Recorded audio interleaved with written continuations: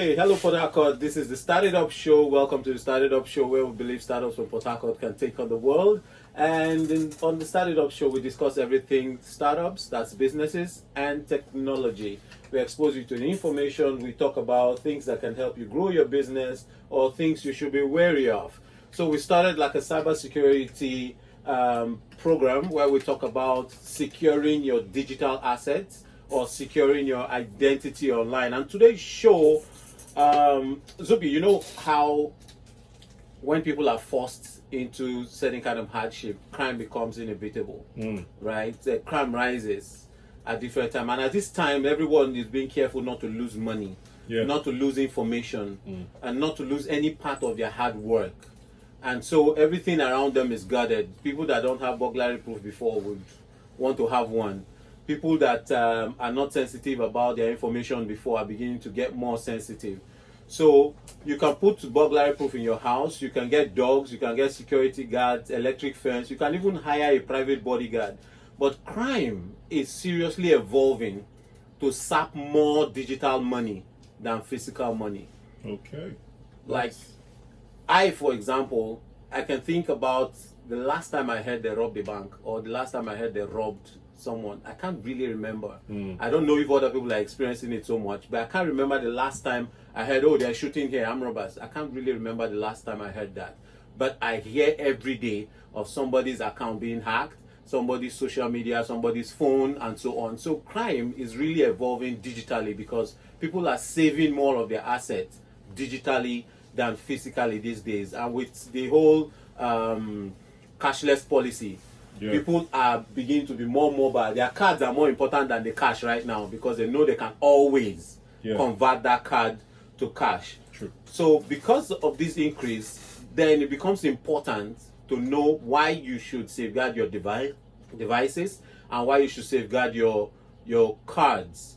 And so we'll be talking on today's show. We want to understand how you can secure these devices and how hackers can actually get access to your phones and your cards, so you can be really protected. Our special guest today is a renowned ethical hacker and a pen tester. A pen tester is a penetration tester, somebody that actually tests your systems, your company, and so on for penetration, so that nobody can penetrate into your net. Exactly. His name is Alex Eke. Hello, Alex. Hello, Port Harcourt. Oh, yeah, he's an ethical hacker and a cybersecurity trainer at Lotus Square. And then we also have Bright Hat. Yes, sir. Bright Hat, welcome to the Started Up Show. Thank you very much. Okay, Bright Hat is a vulnerability analyst, and the both of them are going to be discussing with us about your mobile device security. So I'm going to kick off the first question, and I'm going to share that first question with Alex. Please, how does somebody get hacked on their mobile device? Let's first take the scenario of I just bought a new phone, right? I have a new phone. I just put the phone on. How can I get hacked? Well, when you get a new phone, you're connected. Basically, you have a SIM card. You get a new phone with a SIM card. And the moment your SIM card is inserted, there are a lot of scenarios. It's either you start using the internet, but let's first remember the phone comes with a Bluetooth or Wi-Fi. And with a Bluetooth, you can get hacked. If the phone's Bluetooth is on, or let's say you put on your Wi-Fi, your Wi-Fi can just connect with any random hotspot. That way you could get hacked. And let's say you start downloading stuffs. You download malicious apps from the internet. You could get hacked.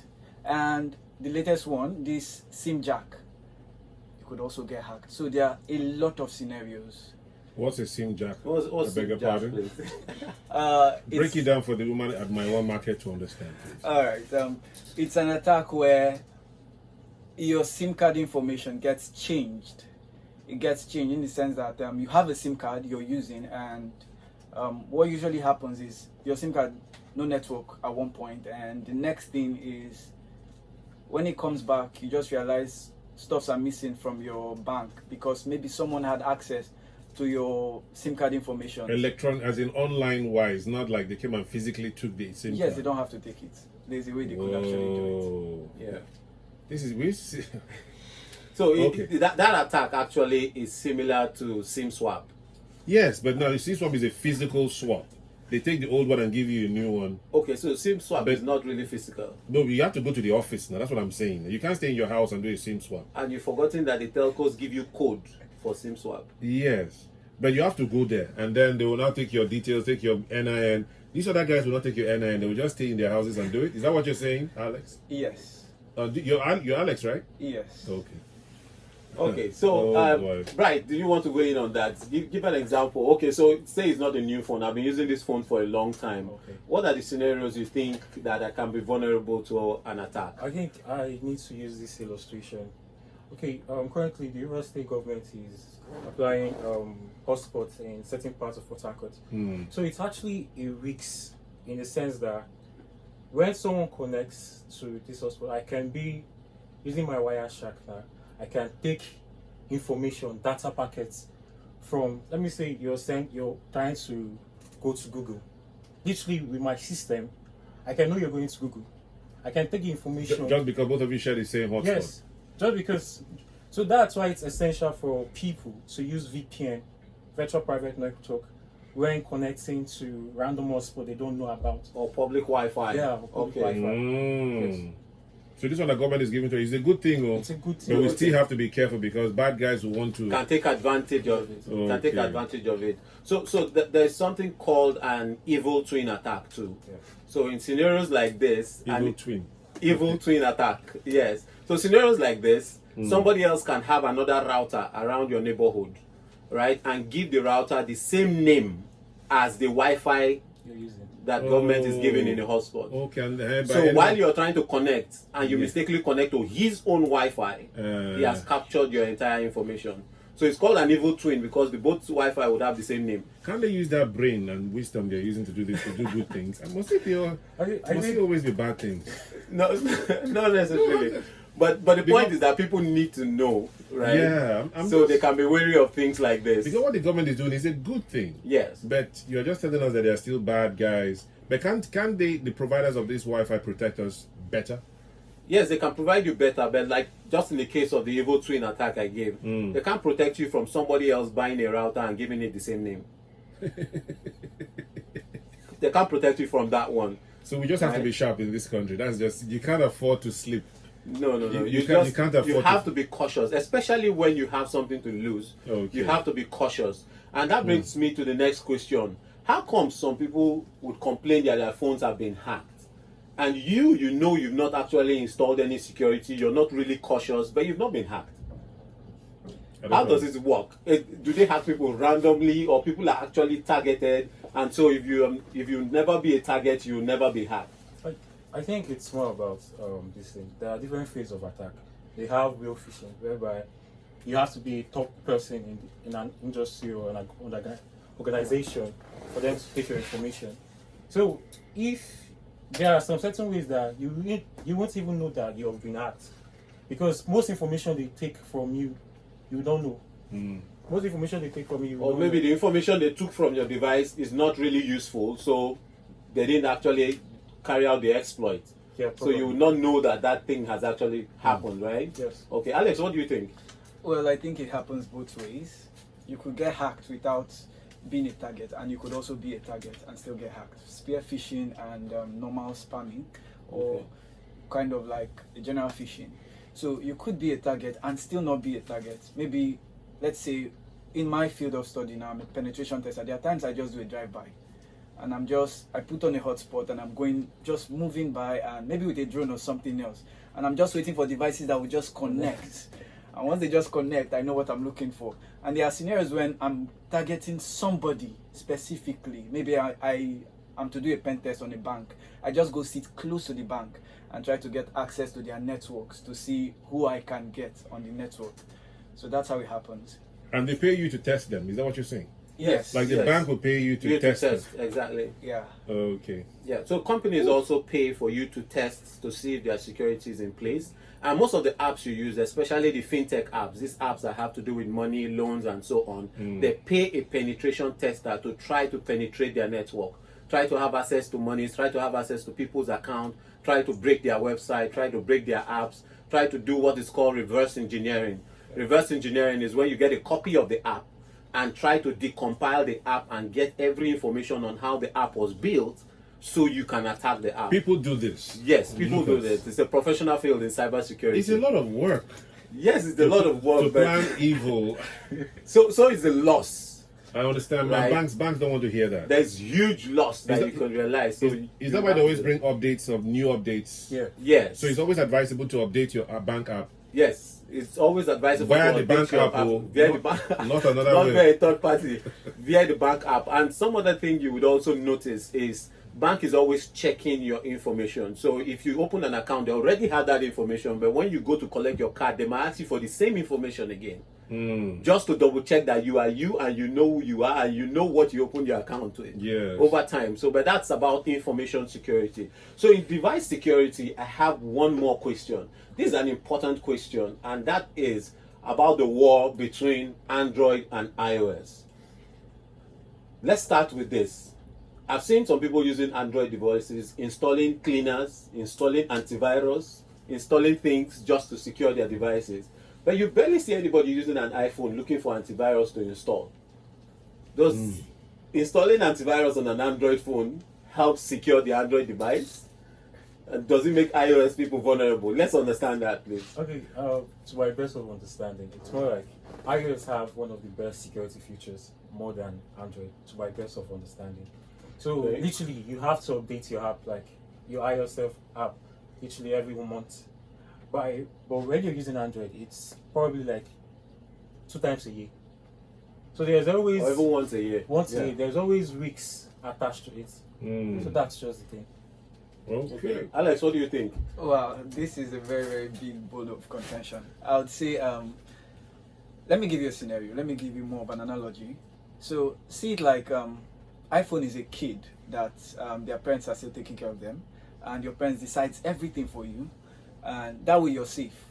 But then when you're on your own, just take it to your Android. You're responsible for yourself and what you do. So, take it that iPhone. It's more open.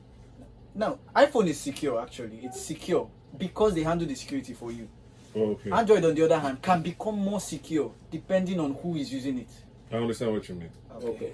So basically, you have to be sharp. You have to be sharp. Yes, that's what it means. So Android is more open, and that liberty can pose a little bit of vulnerability for you. However, if you are using it, you can secure it yourself to the extent you want to secure it. However, with iOS, there are different levels of security that can also be restriction to how much you can use your own device. Exactly. Okay, that makes a lot of sense.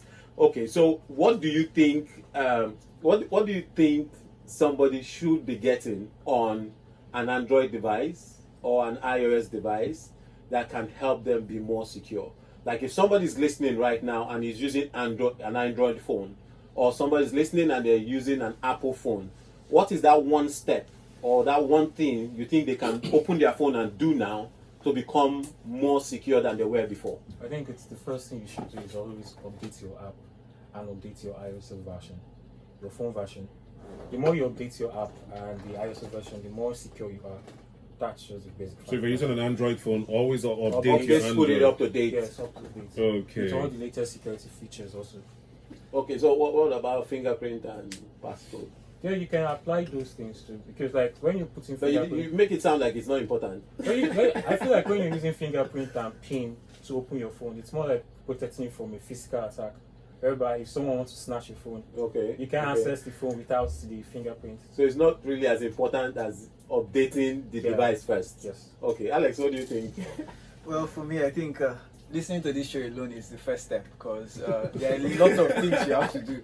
Coming from my field, I actually do the bad side, so which is hacking always. So It's not bad now. You're an ethical hacker now. true. Yeah. But so there are a lot of things you have to do. There are a lot of things you have to put in place. Installing antivirus is not just the only thing you have to do. It's not really one thing. It's multiple things you have to do. Installing an antivirus. Don't download from third parties. If you have to download, it has to be from Play Store. Just Or same App thing. Store. Apple does. They don't let you get third-party apps. You have to download from their store. Store. That's the only way you can Because get they it. can guarantee their store. Yeah, Exactly. So you don't download from third parties. use an antivirus, use a VPN if you have to browse on public networks. There are a lot. Don't give out your phone. Don't use charging docks that don't belong to you. Yeah. Someone can actually hack you from a charging dock. Charging dock as in Okay, you like can't- when you go to charge your phones. like in my office now, because I can't hack you from my office. It's connected to the, but someone else can do that. Yeah, if I wanted to hack you and you have a lot of security, I could actually give you a charging dock as a present. Ah, bro, well done. Can I give you this present? And you go with it. What, as in a charging port, as in Yeah, it's A like cable. a charger. cable Yeah, and cable. everything. Yeah. But you put something inside. Yes. The moment you connect that cable to charge, your phone will charge very well. It's getting But all at your home, information. I have access to your phone. In fact, I'm the new owner of your phone from the house, and I can change your passwords from there. And I can also lock you out of your phone. Okay, so this one is another one.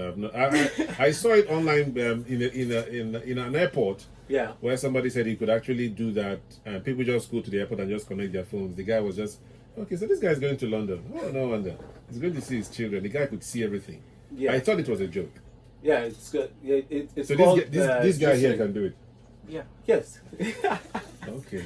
Yeah, these things are not far-fetched. They are things you study when you're an ethical hacker, because it would expose you to all the vulnerabilities and how to protect companies or protect people from these vulnerabilities.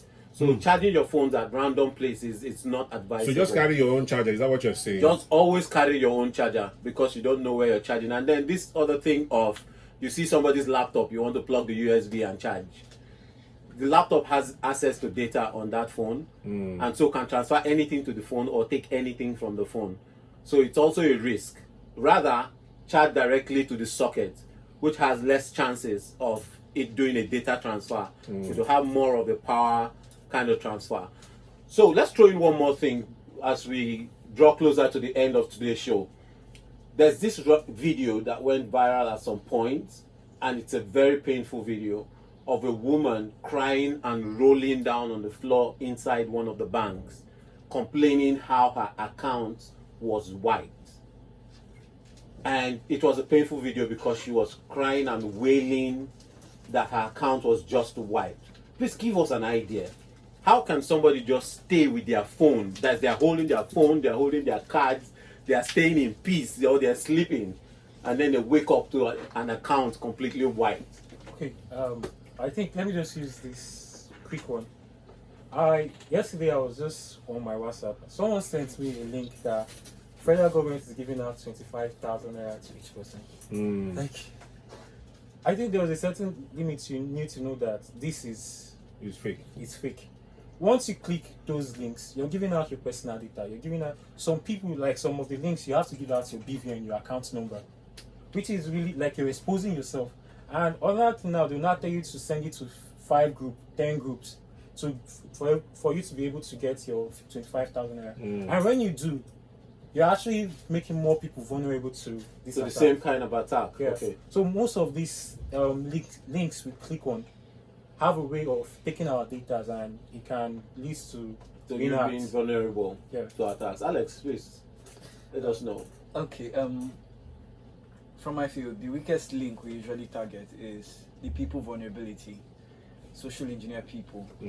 So because they are the weakest links to getting access to other people, I'd advise don't download from third parties. If you see an update, because tech providers, service providers, they are doing a good job. So if you see an update, they tell you update your software or update your phone. Don't look past, don't skip, because they are trying to keep you safe. So do an update. If it's a software, an app, just do an update, and don't download from third party this thing.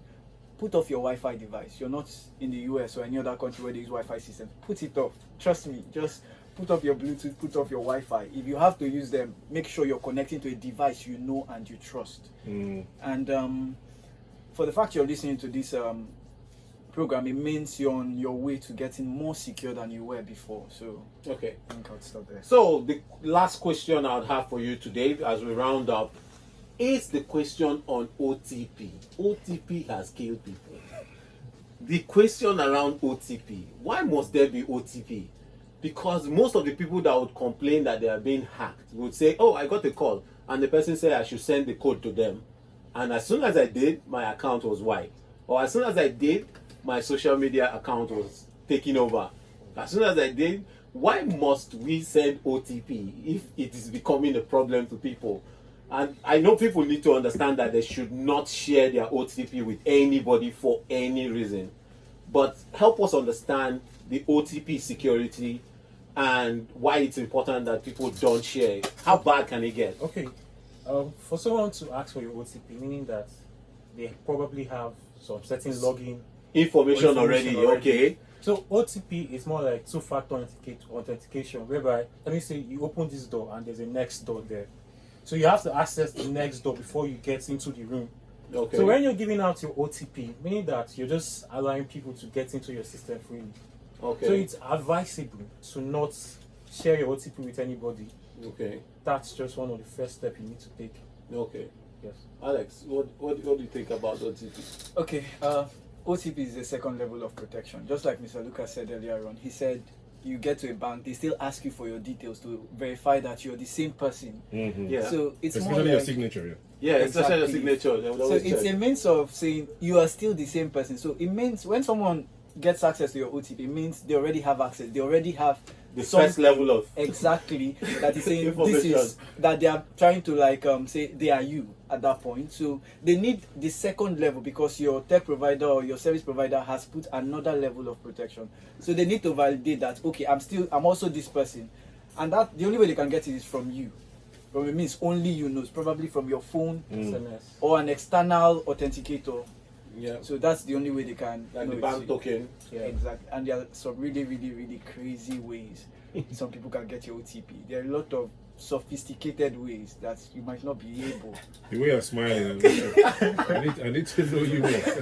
No, the world of cybersecurity is very broad, and so if somebody is asking for your OTP, let's understand that part now. If you're listening to the show, if somebody is asking for your OTP, it means that they already have basic information about you that covers layer one, Yeah. that they're able to pass the first layer of your security.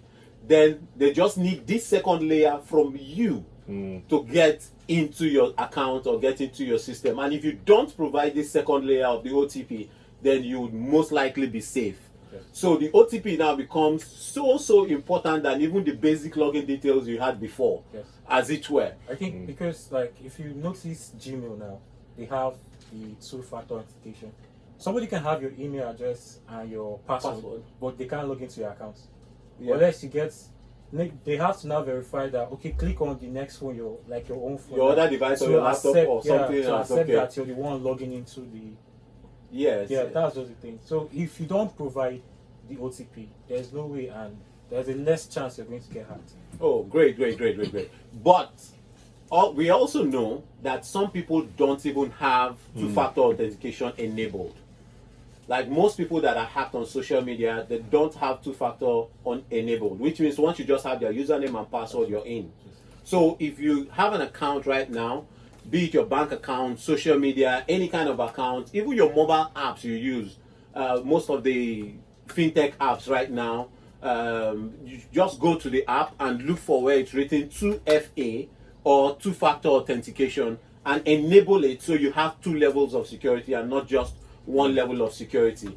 But finally, if they already have access to the first information, where are the places you think people get that first access to their information? Where would you get my phone number from? Or where would you get my name? Or where would you have gotten my login details from before we talk about the second factor authentication? Where are those places that people leak out information without even knowing? I think the first part I would say it's more about reusing your password. Somebody can have like 10 same password, like you're using The same password for multiple accounts. devices and Okay. multiple accounts. And there's a certain level that one of your password might leak. Okay. And when one password leaks, They have there's access to everything. every information that you're going to try this password in a new account. Okay. And that's the first step you're going to for them to get your password. And also I made a reference of the links people share about government grants. And stuff like Yes. that. Toyota is celebrating 100 years anniversary. So when you do that, Click to receive there's one a way card. you're going to put your password, you're going to put your BVN account number, you're going to put some certain information there. When you're putting those certain information there's you're leaving fingerprints, you're leaving like data that can be used. Okay. to get through that first level of get attack. to that Okay, first Alex, level. please share. Oh, okay. Just like he said, there are a lot of places people can get your details. There are a lot of places. Like data breaches. First, I would actually tell those private institutions, if there's a data breach, let people know, so they can actually change their details. Then another place is when someone tries to phish you.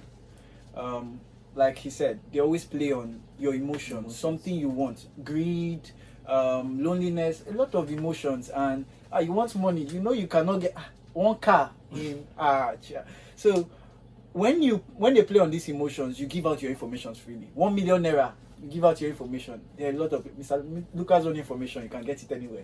So it's actually public information. Okay. So there are a lot of people that have your information is everywhere. Okay. So Okay, thank you so much. So I'm going Thank to you, add guys. that you can also freely give out your information on social media, not knowing that you're giving too much information that somebody can use to hack you. And in our previous shows, if you've not been listening to the Started Up show, you can check it up on YouTube. We had a show where we talked about securing your financial apps or financial solutions. And that place we talked about your slips. Whenever you go to use POS, that slip that comes out that you squeeze and throw away, it contains a lot of information about you. Go and check a slip now by doing the POS or using the bank ATM. You would see that it has some of the numbers of your card. It has the date you did the transaction. It has your full name, especially if you're using a MasterCard. It also has the location where you did those transfers. It has information that can be used to attack you. So stay safe, as it were. And this is the Started Up show. We are on every Tuesday by 9:30 prompt on Rhythm 93.7. Thank you, Zubi, for having us, and we'll see You're you welcome. next week. Next week, we'll be talking about social engineering, hacking Okay. people, not hacking devices. How do Okay. you hack people with just conversations? Okay. That's what we'll be talking about next week. So we hope to have you tune in to the Started Up show. Thank you so much for having us.